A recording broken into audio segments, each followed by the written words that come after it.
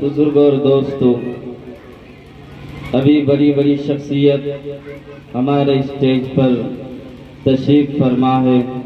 مفکر ملت حضرت مولانا مفتی عبدالحی صاحب قاسمی دامت برکاتہم اور مفکر ملت حضرت مولانا عنایت کلیم صاحب دامت برکاتہم تشریف فرما ہے۔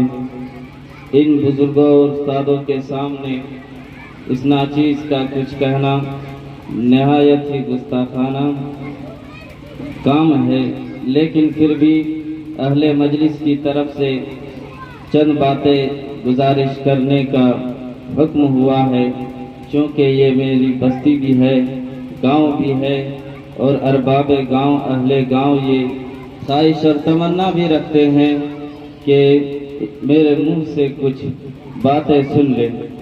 تو آئیے دوستو، میں نے ابھی آپ کے سامنے قرآن کریم کی ایک آیت مبارکہ تلاوت کی ہے۔ اللہ تعالیٰ سے دعا کرے کہ اسی کے ضمن میں کچھ باتیں کہنے کی ہمیں توفیق عطا فرمائیں اور اس پر ہم سب کو عمل کرنے کی توفیق عطا فرمائیں۔ میرے محترم دوستو، آج اگر آپ دنیا کے اندر دیکھ لیں تو ہر چیز میں کسی نہ کسی درجے میں اختلاف آپ کو ملیں گے۔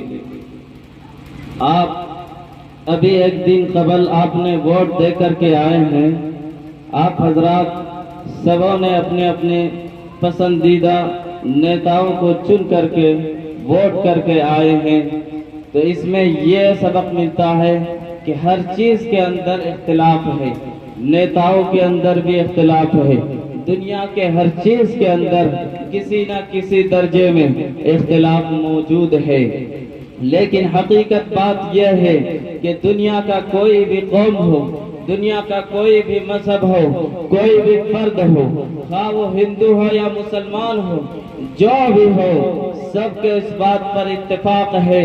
ہر دوسری چیزوں میں ہر ایک اختلاف کرتے ہیں، لیکن اس چیز میں کسی کو اختلاف نہیں ہے کہ ایک دن جو بھی شخص اس دنیا کے اندر آیا ہے، جتنی مخلوقات ہے جو بھی اس دنیا کے اندر آئے ہیں، وہ سب کے سب ایک دن اس کو اس دار فانی کو چھوڑ کر سب کو جانا پڑے گا۔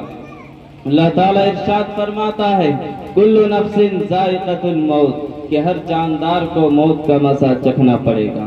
یہ موت ہے کیا چیز؟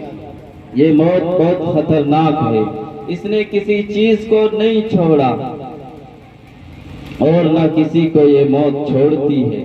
میرے دوستو، موت کو حکومت و طاقت کے ذریعے سے ٹالنا ممکن نہیں۔ اگر موت کو حکومت کے ذریعے ٹالنا ممکن ہوتا تو فرعون کو کبھی موت نہ آتی۔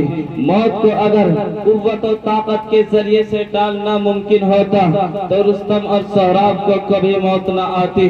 موت کو اگر دواؤں کے ذریعے سے ٹالنا ممکن ہوتا تو پھر ارسطو اور افلاطون کو جالینوس کو کبھی موت نہ آتی۔ موت کو اگر حکمت و دانائی کے ذریعے سے ٹالنا ممکن ہوتا تو پھر لقمان علیہ السلام کو کبھی موت نہ آتی۔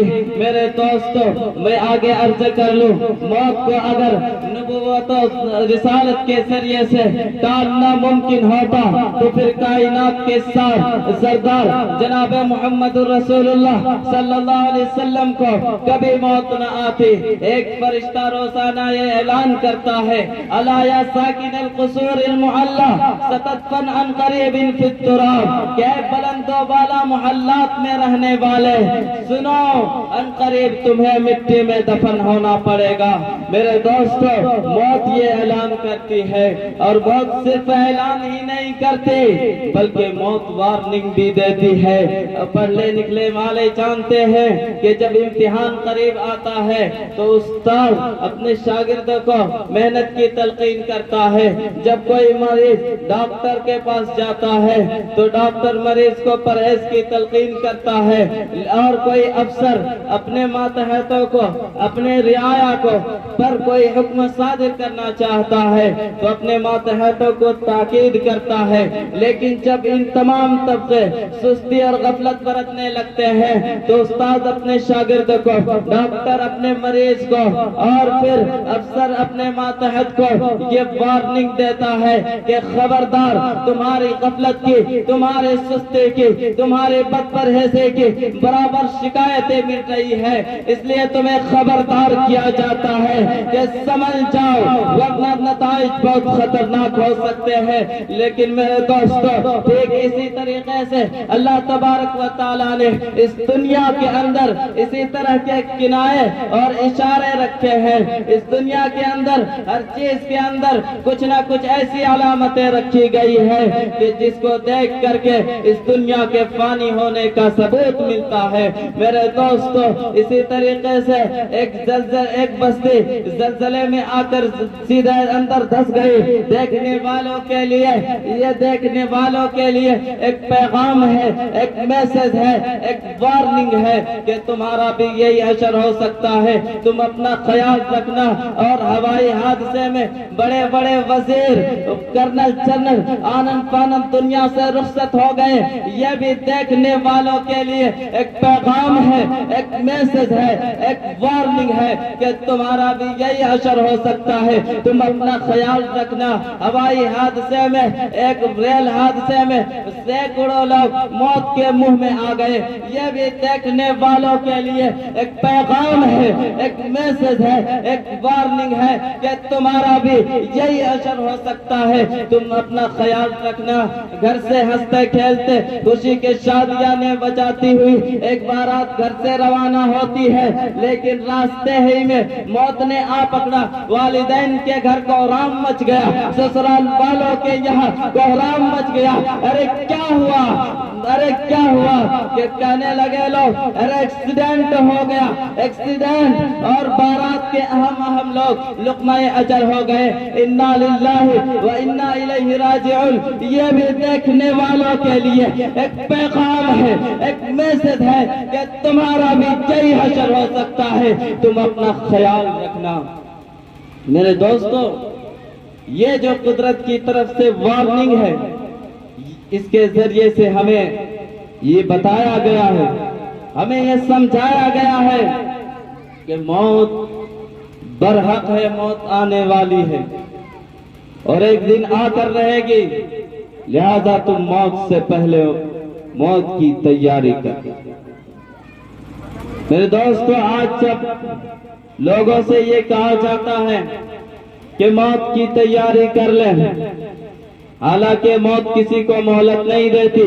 قرآن کریم میں آتا ہے اذا جاء اجلهم فلا يستأخرون ساعة ولا يستقدمون، کہ جب تمہارا وقت متعینہ آ جائے گا تو پھر تمہیں ایک سیکنڈ کے بھی مہلت نہیں مل سکتی۔ اور پھر دوسری جگہ یہ بھی ارشاد فرمایا اینما تکونوا یدرککم الموت ولو کنتم فی بروج مشیدہ، کہ چاہے تم جہاں کہیں بھی رہ لو، کہیں بھی جا کر تم چھپ جاؤ، موت تمہیں آ پکڑے گی، چاہے تم کسی مضبوط قلعے میں جا کر بند ہو جاؤ، لیکن موت تمہیں آ دبوچے گی۔ میرے دوستو جب لوگوں سے اور موت آتی ہے، آ کر رہے گی، لیکن بہت ہی سختی سے آتی ہے۔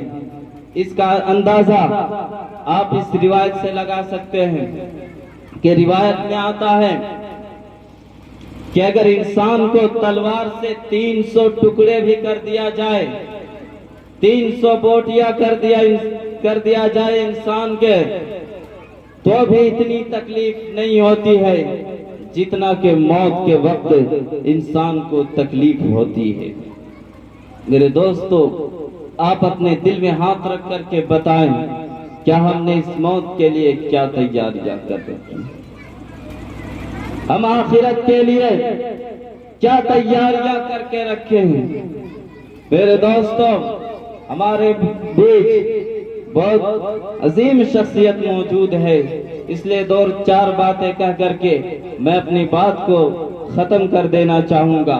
دوستو اس کے سلسلے میں ایک واقعہ یاد آ گیا کہ ہمارے اور آپ کے جو حالات ہیں اس سے متعلق ایک واقعہ یاد آ گیا۔ امام غزالی رحمت اللہ علیہ جو فلسفہ کے امام و استاذ ہے، وہ فرماتے ہیں کہ اس بات کو بہت ہی عجیب انداز میں مثال کے ذریعے سے انہوں نے سمجھائی ہے۔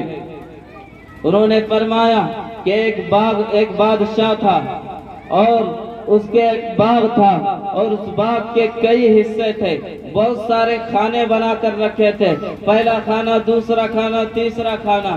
وہ باغ اس انداز سے تھا، اور پھر اس نے اپنے غلام ایک نوکر کو بلایا اور اس کے ہاتھ میں ایک ٹوکری تھما دی اور اس سے کہا کہ تم اس ٹوکری کو لے کر باغ میں داخل ہو جاؤ اور پھر اچھے اچھے پھلوں سے اس ٹوکری کو بھر کر کے لاؤ، میں تجھے انعام دوں گا، لیکن شرط یہ ہوگی کہ باغ کے جس حصے سے تم ایک مرتبہ گزر کر چلے جاؤ دوبارہ اس باغ میں لوٹ کر کے نہ آنا۔ چنانچہ وہ غلام خوش ہوتا ہوا، مچلتا ہوا ایک ٹوکری لے کر باغ کے ایک طرف سے داخل ہوا۔ جب باغ کے پہلے حصے میں پہنچا تو دیکھا کہ اس کے اندر پھل ہے لیکن اچھے نہیں۔ وہ اگلے حصے میں داخل ہو گیا، وہاں پر دیکھا کہ وہاں پر باغ کے درختوں پر پھل موجود ہے لیکن پہلے سے اچھے تھے۔ انہوں نے سوچا، اس نے سوچا کہ کچھ توڑ لوں، لیکن پھر خیال آیا، اس کے دل میں یہ بات آئی کہ اگلے حصے میں اس سے بھی اچھے ہوں گے، وہاں پر جا کے توڑ لوں گا۔ پھر جب اگلے حصے میں داخل ہوا تو دیکھا کہ پچھلے حصے سے تو اور بھی زیادہ اچھے ہیں پھل، وہاں توڑنے ہی جا رہا تھا۔ پھر دل میں ان کا ایک خیال آیا کہ اگلے حصے میں تو اس سے بھی بہتر ہوں گے، وہاں پر جا کر توڑ لوں گا۔ بالآخر جب وہ اسی طرح کرتا جب اس طرح یہ سوچتا وہ شخص، وہ غلام جب باغ کے سب سے آخر حصے میں پہنچ جاتا ہے تو دیکھتا کیا ہے کہ باغ کے درختوں پر جو آخر حصے میں ہے اس پر پھل ہی موجود نہیں ہے۔ وہ اب افسوس کا ہاتھ ملتا رہتا ہے، افسوس کرتا ہے کہ کاش کہ میں پہلے حصے ہی سے اپنا پھل توڑ کر کے اپنی ٹوکری بھر لیتا۔ آج میں بادشاہ کو کیا منہ دکھاؤں گا؟ امام غزالی رحمت اللہ علیہ فرماتے ہیں کہ اے دوست، یہ جو بادشاہ ہے یہ اللہ رب العزت کے مانند ہے، اور یہ جو باغ میں غلام جا رہا ہے وہ تو ہے، اور ٹوکری سے مراد تیرے نامہ اعمال ہے، اور باغ کے مختلف حصے یہ تیرے زندگی کے ایک ایک دن ہے۔ اب اللہ رب العزت والجلال نے تمہیں ہر دن نیکیوں کے پھل توڑنے کا حکم دیا ہے، لیکن تو روزانہ یہ سوچتا ہے، روزانہ تو یہ بہانہ بناتا ہے کہ میں کل سے نیک بن جاؤں گا، میں کل سے نیکیاں کرتا رہوں گا، لیکن میرے دوستو یاد رکھے کہ تیری کل نہ آئی ہے اور نہ ہی کل قیامت تک آ سکے گی، اور اسی حالت میں ایک دن قبر کا مہمان بننا پڑے گا۔ میرے دوستو، یہ قبر بہت خطرناک چیز ہے، اس لیے قبر میں جانے سے پہلے قبر کی تیاری کر لے۔ آخر میں ایک حدیث، ایک روایت پیش کر کے میں اپنی بات کو ختم کر دوں گا۔ بالکل وقت بہت ہو چکا ہے۔ یہ واقعہ ہے حضور اکرم صلی اللہ علیہ وسلم کے سب سے پیاری اور لاڈلی بیٹی کی۔ جب ان کا جنازہ رات کے وقت میں اٹھایا گیا، جنازہ قبرستان لے جایا گیا، تو حضرت ابو ذر غفاری رضی اللہ تعالی عنہ جوش میں آ گئے اور قبر سے خطاب کر کے، قبر کو سامنے مخاطب کر کے انہوں نے فرمایا، یا قبر هل تدری من التي جئنا بها إليك؟ هذه بنت رسول الله، هذه بنت رسول الله صلى الله عليه وسلم، هذه زوجة علي المرتضى رضي الله تعالى عنه، هذه ام الحسنین، هذه فاطمة الزہرا رضی اللہ تعالی عنہا۔ یہ قبر، کیا تجھے معلوم بھی ہے کہ ہم کس کے جنازے کو تمہارے پاس لے کر کے آئے ہیں؟ یہ بیٹی ہے رسول اللہ صلی اللہ علیہ وسلم کی، یہ بیوی ہے فاطمہ، حضرت حضرت علی رضی اللہ تعالی عنہ کی یہ والدہ ہے شہید کربلا کی، اور یہ حضرت فاطمہ الزہرا ہے۔ اے قبر خبردار، کہیں تو غفلت میں آ کر ان کی شان میں گستاخی نہ کرنا۔ تو قبر سے یہ آواز آئی، یا ابا ذر لست انا موضع حسب ولا نسب، انا موضع عمل صالح فلا ينجو من كسر خيره وسلم قلبه وخلص عمله۔ اے ابو ذر، یہ قبر حسب و نسب بیان کرنے کی جگہ نہیں ہے، یہاں تو وہی آرام پائے گا جس کا دل مسلمان ہوگا، یہاں پر وہی آرام پائے گا جن کے نیک اعمال اچھے ہوں گے۔ میرے دوستو، قبر سے یہ کہنا کہ یہ گاؤں کا سرپنچ ہے، یہ گاؤں کا مکھیا ہے، یہ گاؤں کا وارڈ ممبر ہے، یہ گاؤں کا صدر ہے، یہ گاؤں کا فلاں آدمی ہے، قبر سے یہ کہنا یہ سی ایم ہے، یہ پی ایم ہے، یہ پی ایم کے بیٹا ہے، یہ قبر نہیں سنتے، قبر بلکہ اس کو ادھیڑ کر رکھ دیتی ہے۔ میرے دوستو، قبر میں جب انسان مر جاتا ہے تو اس کا عہدہ ختم، اس کی گورنری ختم، اس کی سرپنچ کے عہدہ ختم، مکھیا کا عہدہ ختم، سب تتر بتر، سب درہم برہم ہو جاتا ہے۔ اس کے بعد ہم یہ نہیں کہتے ہیں کہ یہ مکھیا ہے، بلکہ یہ کہتے ہیں کہ یہ ایک لاش ہے۔